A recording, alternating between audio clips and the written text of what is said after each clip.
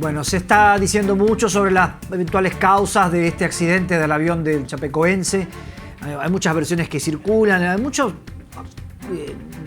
parte del lenguaje que no se entiende muy bien tampoco, los que no estamos familiarizados, no estamos entendiendo lo que se trata de autonomía de vuelo, declararse en emergencia. ¿Qué supone todo eso?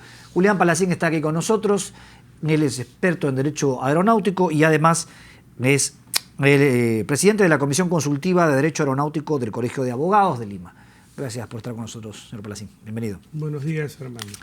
Bueno, a ver, ¿qué cosa es declararse en emergencia? Porque se dice que este avión se declaró en emergencia.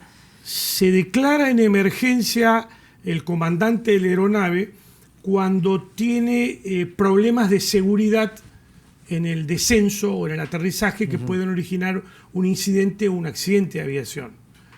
Es decir, en este caso, el piloto, si tiene una falla técnica que puede originar la catástrofe, lo comunica al control del tránsito aéreo, me declaro en emergencia, deme facilidades para aterrizar para evitar el accidente. Ya. Ahora bien, ¿se declaró en emergencia la aeronave? Esa es la pregunta. Esa es la pregunta. Bueno, aquí se ha publicado una versión, un supuesto diálogo entre pilotos que señalan que tenían una emergencia eléctrica, declaran emergencia eléctrica total. ¿Esto qué cosa quiere decir? Falla técnica. Técnica. Significa que los inspectores de la Dirección General de Aeronáutica Civil de Bolivia no hicieron bien su trabajo.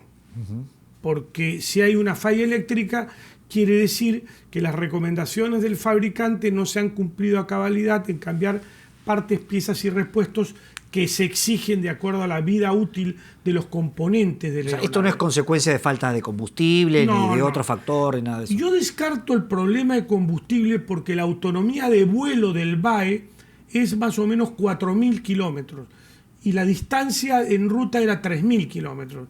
Tenía combustible suficiente para irse hasta Costa Rica, hasta Honduras. Esa es la realidad. Y los pilotos saben que al salir de un aeropuerto tienen que tener combustible suficiente más de media hora para irse inclusive un alterno. Entonces el combustible está descartado. Los factores meteorológicos están descartados. Entonces las hipótesis son falla técnica y factor humano. Porque yo no descarto que ha habido un error tal vez de la tripulación en el procedimiento de descenso. Estaban entrenados en simuladores, conocían la ruta, hacían esa ruta frecuente.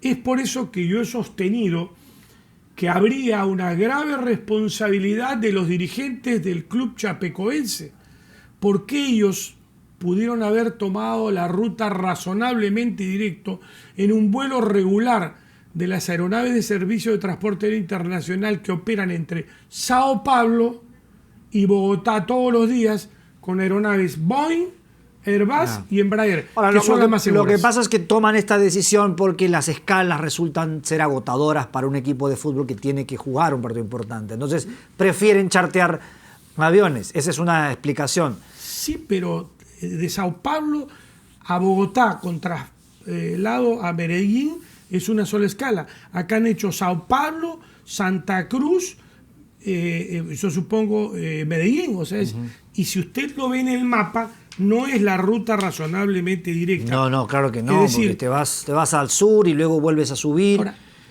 ¿cómo usted, Armando, si fuera dirigente de fútbol, pone en un BAE que ya no se construye, porque se han construido hasta el 2002 una aeronave muy antigua, ¿no es cierto? Un equipo de fútbol en donde está Messi que vale $1.000 millones.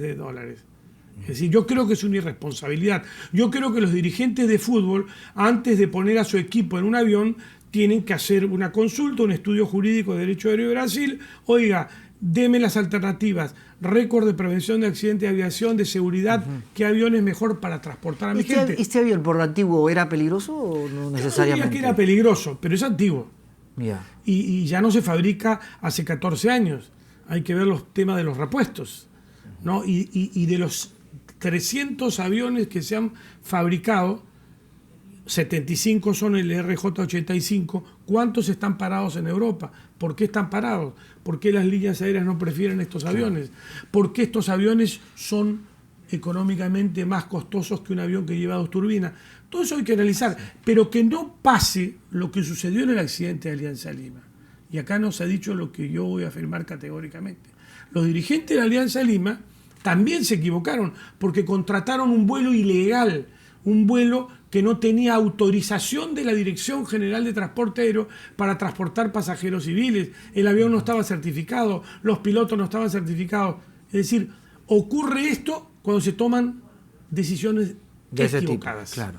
Ellos habían contratado a esta empresa para que los lleve hasta de Sao Paulo a Medellín. El problema es que la autoridad brasileña le dice no puedes hacer ese vuelo por una cuestión legal, entiendo. Y entonces llevan al equipo a Santa Cruz en otra aerolínea para embarcarlos en su avión. Eso es, digamos, muy raro, ¿no? Si lo que usted dice es verdad, hay responsabilidad internacional del Estado brasilero. Y lo voy a decir por qué. El artículo 5 del Convenio sobre Aviación Civil Internacional firmado por Brasil, firmado por Bolivia y firmado por Colombia, establece la obligación de los estados de otorgar sin ningún tipo de limitación permiso de servicio de transporte aéreo no regular, sistemas charter, que son tercera y cuarta libertades. Entonces, si la autoridad brasilera, violando el artículo 5 del Convenio de Chicago, no le permitió volar directamente, las demandas de los pasajeros brasileros van a ser también... No es verdad que para que un charter preste servicio tiene que ser de matrícula del país de destino o del país de origen. No, es falso. verdad. Totalmente falso. Las aeronaves que operan en el Perú de nuestras 2 líneas aéreas regulares, Avianca y Latam, son todas de nacionalidad colombiana o de nacionalidad chilena o de nacionalidad americana. No hay ninguna limitación para operar con aeronaves de matrícula extranjera. La matrícula es simplemente la vinculación que tiene la aeronave con el país que la tiene que certificar. En este caso, si la Dirección General de Aeronáutica Civil o la ANAC de Brasil ha impedido un vuelo charter entre Sao Paulo y Medellín, es responsable internacionalmente de violar el Convenio de Chicago de 1944 y las demandas van a triplicarse o cuatriplicarse por el daño causado a los herederos de la víctima. Y acá quiero decir algo muy importante, porque los instrumentos internacionales establecen límites de responsabilidad de las empresas de aviación cuando muere un pasajero. Yo sostengo, y lo hemos defendido en la Comisión de Derecho Náutico del Colegio de Abogados de Lima, y es doctrina internacional, que nadie contrata su propia muerte. Cuando Armando compra un billete de pasaje, usted no está contratando su propia muerte, es decir, no hay responsabilidad contractual. Hay responsabilidad extracontractual por el hecho ilícito. Y en ese sentido, las demandas de los herederos de las víctimas, de los pasajeros, ¿no es cierto?, tienen que abarcar todo el daño moral, lucro cesante y daño emergente, y van a ser por muchos millones de dólares, porque acá hay responsabilidad por culpa grave o negligencia grave en perjuicio de los herederos de las víctimas de este trágico accidente de aviación que enluta a la aviación mundial y al fútbol mundial. Muchas gracias por estar con nosotros. Muy amable, el doctor Julián Palacín, explicándonos los pormenores, la parte técnica de este lamentable accidente.